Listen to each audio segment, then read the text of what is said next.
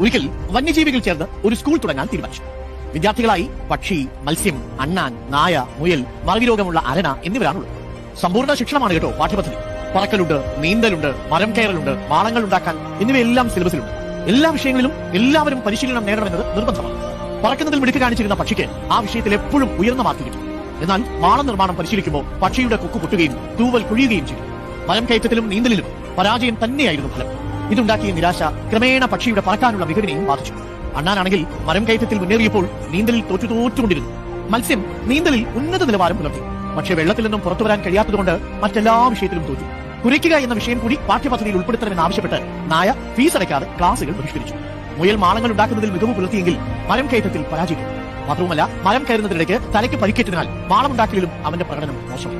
എല്ലാ വിഷയങ്ങളിലും ശരാശരി പ്രകടനം കാഴ്ചവെച്ച അരണ അങ്ങനെ ക്ലാസ്സിലെ ഒന്നാമനായി. ഈ കഥയുടെ ഗുണപാഠം എന്താണ്? എല്ലാവർക്കും എല്ലാം ചെയ്യാൻ കഴിയണമെന്നില്ല. ഓരോരുത്തർക്കും അവരവരുടേതായ കഴിവുകളും പരിമിതികളുമുണ്ട്. ജയിക്കാൻ തീരുമാനിച്ചാൽ ആ പരിമിതി പോലും മാറി നിൽക്കും എന്ന് ഓർമ്മിപ്പിക്കുകയാണ്.